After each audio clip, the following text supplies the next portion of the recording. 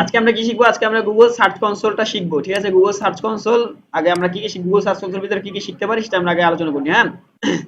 প্রথমটা হচ্ছে understanding of Google search console. Google search console কি সেটা বোঝার চেষ্টা করবো। তারপর হচ্ছে using Google search console to increase traffic, মানে আমাদের ওয়েবসাইটে ট্রাফিক বাড়ানোর জন্য আমরা কিভাবে আমরা গুগল সার্চ কনসোলটা ইউজ করতে পারি সেটা আমরা শিখবো। তারপর হচ্ছে কি আমাদের সাইট ম্যাপ কিভাবে জেনারেট করে আমাদের সার্চ কনসোল অ্যাড করা সেটা শিখবো। তারপর হচ্ছে indexing website in Google search console, মানে ইন্ডেক্সিং আমার নিজের ওয়েবসাইট আমি কিভাবে গুগল সার্চ কনসোলে অ্যাড করতে পারি সেটা শিখবো। তারপর হচ্ছে indexing client website in Google search console, মানে আমার ক্লায়েন্ট যখন আমাকে কাজ দিবে তখন তার তার তো কাজ করা লাগবে, তখন তার ওয়েবসাইট কিভাবে সার্চ কনসোলে অ্যাড করতে হয়, ঠিক আছে? এদের কিন্তু প্রসেস আলাদা, মাথায় রাখবেন।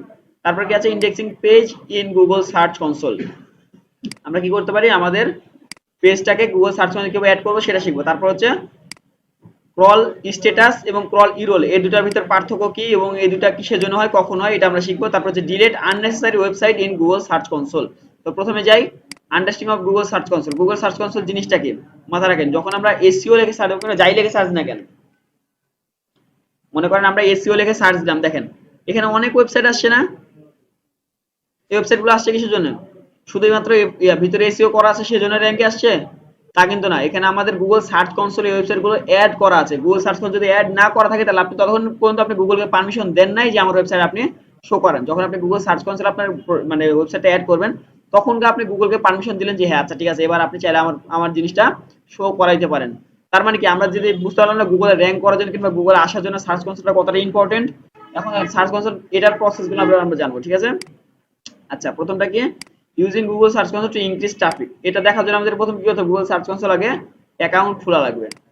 আচ্ছা গুগল সার্চ কনসোলের ভিতরে কি কি দেখা এটা আমরা একটু আলোচনা করবো আস্তে আস্তে। গুগল সার্চ কনসোলের ভিতরে দেখা হচ্ছে আমাদের ট্রাফিক কোথায় থেকে ক্লিক করলো, তাদের এজ কত, তাদের ইয়া কোথায়, মানে কখন কোন সময় ক্লিক করছে, আমরা একটা রিপোর্ট পেয়ে যাবো আর কি। তখন আমরা ওই ইনস্ট্যান্ট ওই ট্রাফিককে টার্গেট করে আমরা এসইও করতে পারবো, ঠিক আছে? আচ্ছা তাহলে আমরা যাই গুগল সার্চ কনসোলে।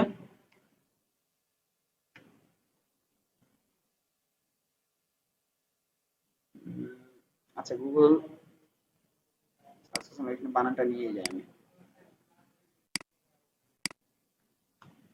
দিলাম গুগল সার্চ কনসোল।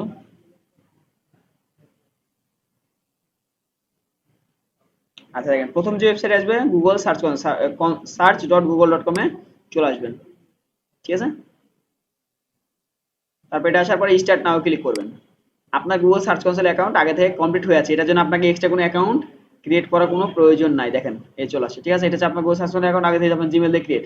প্রথমে যখন নতুন আসবেন তখন আপনাকে এই অপশনগুলো আসবে যে ডোমেইন আর একটা হচ্ছে ইউআরএল প্রিফিক্স, ঠিক আছে? এটাতে আপনি ক্লিক করার পরে আপনাকে জাস্ট এখানে যাইতে হবে, আপনার ওয়েবসাইটে যাইতে হবে, ঠিক আছে? ব্লগারে চলে গেলেন, ব্লগারে যাওয়ার পর আপনার যে ওয়েবসাইটে জাস্ট কিন্তু ওপেন করবেন। ওপেন করার পর যে আপনার ওয়েবসাইটের লিঙ্কটা আছে সেই লিঙ্কটা কপি করবেন।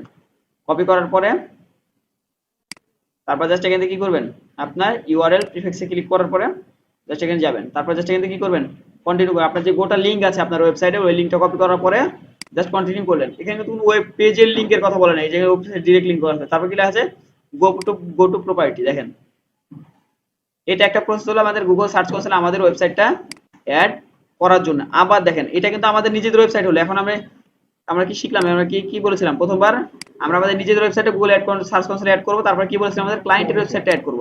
দেখেন এটা কিন্তু আমাদের নিজেদেরটা, তাই এটা অটোমেটিক হয়ে গেল। এখন যদি আমরা ক্লায়েন্টে কোনো ওয়েবসাইট অ্যাড করতে চাই তাহলে কি হবে দেখেন। আচ্ছা এটা তো আপনার জিমেলে গেল, আমি অন্য একটা ওয়েবসাইট নিয়ে আসি, মানে অন্য কারো ওয়েবসাইট নিয়ে আসি, তাহলে আপনি বুঝতে পারবেন। মনে করেন যে যে এর একটা ওয়েবসাইট ছিল, এখানে আমরা যাই ব্লগারে গেলাম,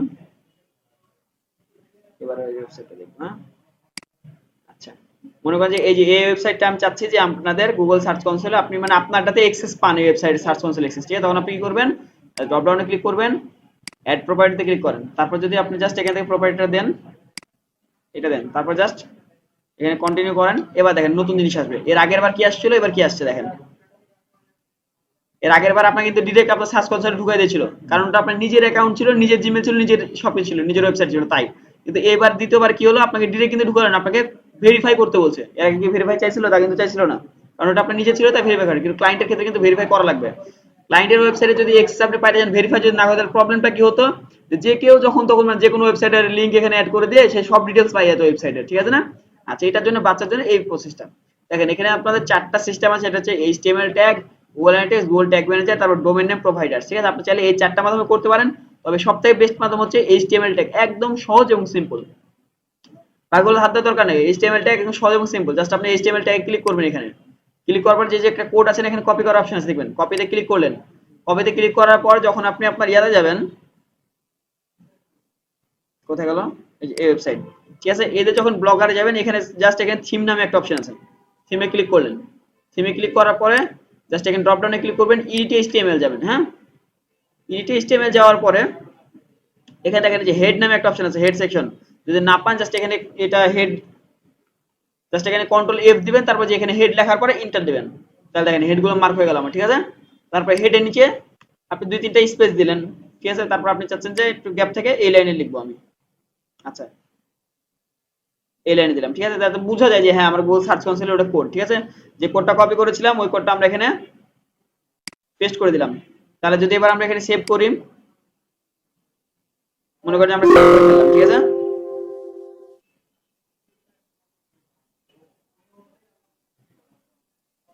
আচ্ছা দেখেন আমাদের আপডেট সাকসেসফুল হওয়ার পরে জাস্ট এখানে আমরা কি করব, আবার আমাদের এখানে যাব। এবার যদি আমরা ভেরিফাই ক্লিক করে দেখেন, এবার আমার চেক করছে আমাদের ওই ওয়েবসাইটে অ্যাড করেছে কিনা, দেখেন ওনারশিপ আনভ্যালিড, মানে ভেরিফাই এখন হয় নাই। আচ্ছা দাঁড়ান, এইচটিএমএল ট্যাগ জাস্ট একটা এখানে কপি করলাম, এখানে যাব, এটা কোন ওয়েবসাইটের লিংক দিয়েছিলাম,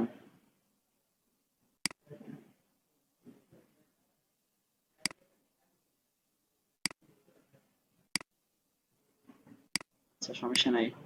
এখান থেকে জাস্ট আমরা এখানে থিমসে গেলাম, ড্রপ ডাউনে ক্লিক করলাম, এডিট এইচটিএমএল,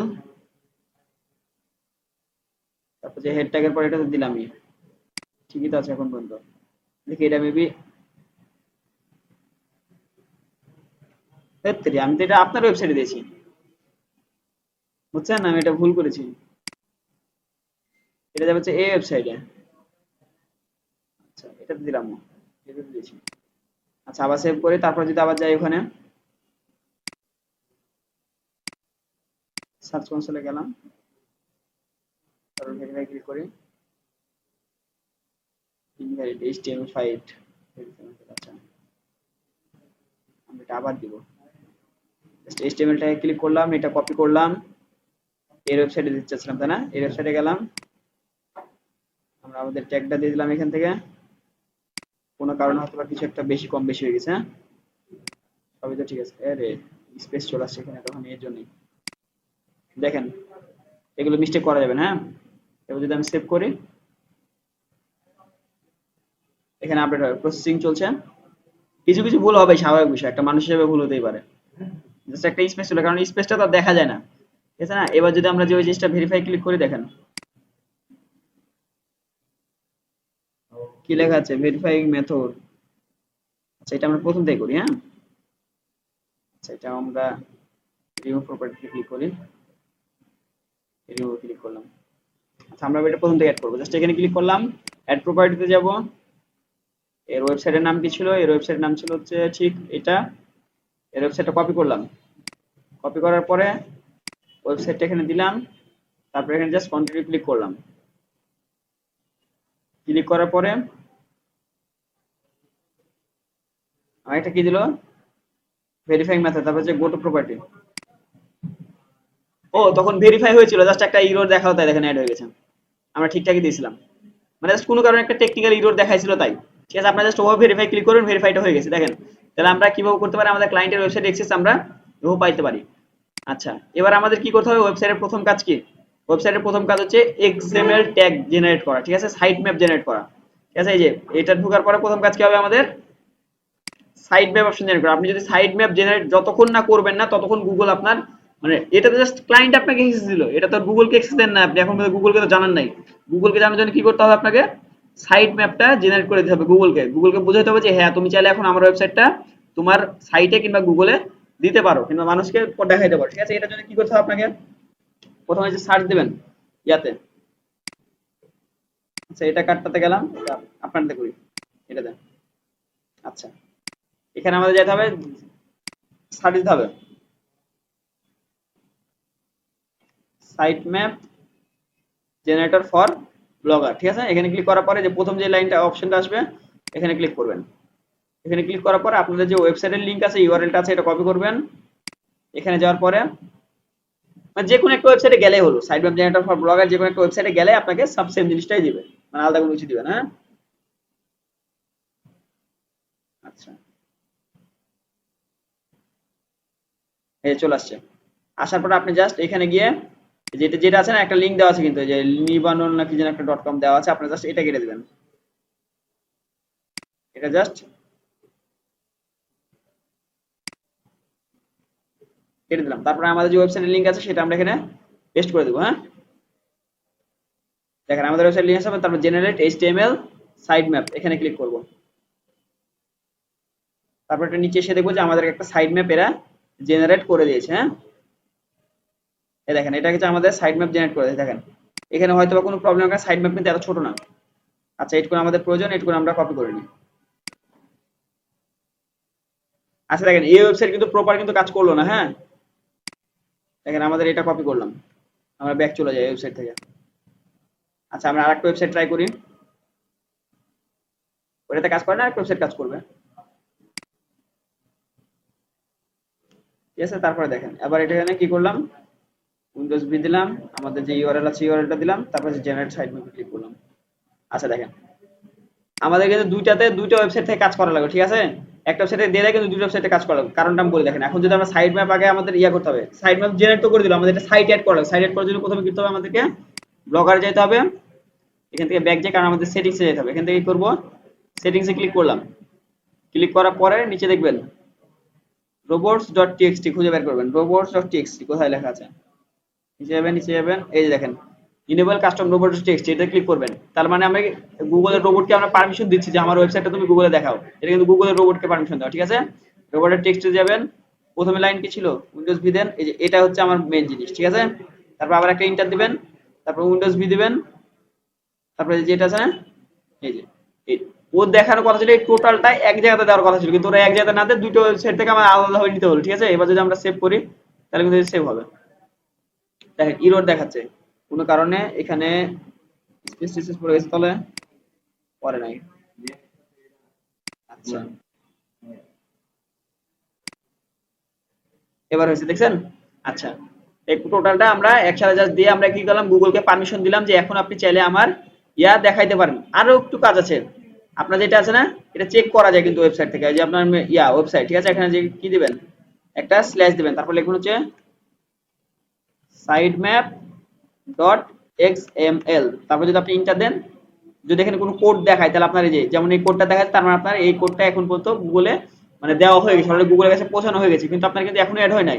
অ্যাড করার জন্য কি করতে হবে, আপনার এই সাইটম্যাপ ডট এক্সএমএল যেটা আছে, এটা আপনার যে গুগল সার্চ কনসোলে করা লাগবে, যে ঠিক এই জায়গাতে দেখা যাচ্ছে না add a new site map, Google কিন্তু এখন পর্যন্ত অ্যাড হয় নাই। জাস্ট আমরা যখন এটা অ্যাড করার পর এখানে সাবমিটে ক্লিক করব, তখন দেখেন কিছুক্ষণ পরে ভেরিফাই হবে, এই যে সাকসেসফুল হয়ে গেছে। এখন যদি কন্ট্যাক্ট করে দেখেন আমার ওয়েবসাইট এখন গুগলে সাকসেসফুলি ইন্ডেক্স হয়ে গেছে, মানে এই যে আমার ওয়েবসাইট ঠিক আছে সাকসেস হয়েছে না। এখন যদি কেউ সার্চ দেয় আর আমাদের ওয়েবসাইটে যদি টোটালি আমরা মানে এসইও করতে পারি প্রপারলি, তাহলে আমাদের গুগলে র্যাঙ্ক করবে এবং সেটা শো করবে। আর আমরা যদি এসইও 100% করে ফেলেছি কিন্তু আমরা এটা গুগলে অ্যাড করি নাই, তার মানে সারা জীবন খুঁজলেও আসবে না। বুঝছেন, শুধু করা লাগবে না, অ্যাডও করা লাগবে। এই যে এগুলো কিছু জিনিসের ভুলের কারণে দেখা যাচ্ছে সবাই শুধু কাজটা নিয়ে নেয়, কিন্তু এগুলো সে জানে না। সে শুধু এসইওই করতে পারে, বাকি কাজগুলো জানে না, কিন্তু তার গুগলে র্যাঙ্ক করে, তখন ক্লায়েন্ট তাকে বলবে যে তুমি ভালো মতো কাজ করো নাই। আপনাকে এগুলোও জানা লাগবে। ক্লায়েন্ট যখন এটা ওইটা কথা বলে, ক্লায়েন্টকে আগে জিজ্ঞেস করুন যেগুলো আপনার কাছে আছে কিনা। ক্লায়েন্ট যখন আপনার কাছে এগুলো দিতে পারবে তখন আপনি কাজটা কমপ্লিট করতে পারেন। ঠিক আছে, আচ্ছা এবার আমরা কি কি শিখলাম একটা ওভারভিউ নিয়ে নিই। সাইট ম্যাপ কি জিনিস, মানে গুগল কি বলছে, গুগল সার্চ কনসোল কি, তারপরে সার্চ কনসোল কেন ইউজ করি, সাইট ম্যাপ জেনারেট করলাম, আমরা আমাদের নিজেদের ওয়েবসাইট গুগল অ্যাড করলাম। ঠিক আছে, তারপর কি করলাম, ক্লায়েন্টের ওয়েবসাইট গুগল অ্যাড করলাম। তারপরে এবার কি আছে দেখেন, indexing page in Google search console, আমাদেরকে এবার আমাদের পেজকে গুগল সার্চ কনসোলে অ্যাড করা লাগবে। ঠিক আছে, আচ্ছা তো আমরা আমাদের একটা পেজ নিয়ে আসি, একটা পেজ আমাদের নিয়ে। আচ্ছা দেখেন এই যে এটা হচ্ছে আমাদের একটা পেজ কিংবা পোস্ট। ঠিক আছে, আচ্ছা এবার আমরা এদের কি করতে হবে, এই লিংকটা কপি করা লাগবে। কপি করলাম, কপি করার পরে আমরা যে গুগল সার্চ কনসোলে যাব, এখানে প্রথমে দেখেন এটা কিন্তু না, এই যে প্রথমে দেখেন সার্চ বার একটা আছে, সার্চ বারে পেস্ট করবেন, তারপরে ইন্টারে দিবেন। দেখেন আমার এটা গুগলে সার্চ বারে আমাদের এটা ইন্ডেক্স হয়েছে কিনা সেটা আমার চেক করা যাবে। এটা ইন্ডেক্স হয় না আমি জানি, কারণ আমি তো এর আগে এটা দেখা হয়নি, ইন্ডেক্স নেওয়ার পর হওয়াটা স্বাভাবিক। ঠিক আছে, যখন এটা আসছে এটাকে বলা হচ্ছে ইরোর। দেখেন এখানে আমরা প্রাইস দিলাম না, জিনিস একটা হচ্ছে ক্রলার স্ট্যাটাস আর একটা হচ্ছে ক্রলার ইরোর। প্রথমে যেটা আসছে বর্তমান সময়, এখন এটা হচ্ছে ইরর, মানে এখন পর্যন্ত এটা আমার সম্পূর্ণ নাই।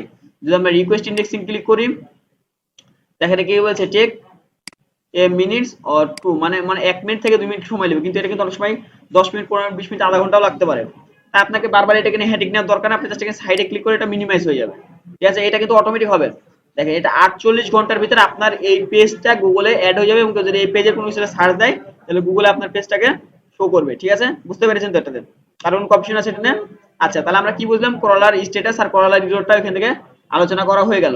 আর আপনারা এভাবে ঠিক আছে রিকোয়েস্ট ইন্ডেক্সিং এ ক্লিক করার পরে এবার আপনার অটোমেটিক রিকোয়েস্ট অ্যাড হয়ে যাবে 48 ঘন্টার ভিতরে। ঠিক আছে, আচ্ছা এবার আমরা একটা কি করব, আননেসেসারি ওয়েবসাইট আমরা ডিলিট করব। মনে করেন যে ক্লায়েন্টের আপনার কাজ শেষ, মনে করেন 15 20 30টা ক্লায়েন্টে কাজ করে ফেলেছে, তারপর ক্লায়েন্টের ওয়েবসাইটগুলো আপনার থাকা মানে একটা ঝামেলা না? আপনি যখন এখানে ক্লিক করবে দেখবেন যে 15 20 30টা আপনার সামনে আসছে, বারবার বিরক্ত হয়ে যাবে খুঁজে খুঁজে ঢুকানোটা। ঠিক আছে না? কেউ যদি আপনাকে যদি 15 20 30টা আপনার ওয়েবসাইট দেখায় তাহলে বিরক্ত করার একটা ব্যাপার স্যাপার চলে আসবে। ঠিক আছে, তাই এটাকে আপনাকে এখন আননেসেসারি ওয়েবসাইট গুলো ডিলিট করা লাগবে। তো আপনি কি করবেন, যে যে আপনার এই যে এটা আননেসেসারি, কারণ এটা আপনার তো প্রয়োজন নাই, এটা আপনার ক্লায়েন্টের হলো, আপাতত ক্লায়েন্টের কাজ কমপ্লিট, আপনার এটা প্রয়োজন, এখন এটাকে কি করতে হবে, ডিলিট করতে হবে। আমরা কি করেছিলাম লাস্ট স্টেপে, আমরা আননেসেসারি ওয়েবসাইট গুলো ডিলিট করে দেব। জাস্ট এখানে ক্লিক করলাম, এখানে আসবো, এখানে দেখেন সেটিংস নামে একটা অপশন আছে, নিচে আসবেন, এই সেটিংস, সেটিংসে ক্লিক করলেন,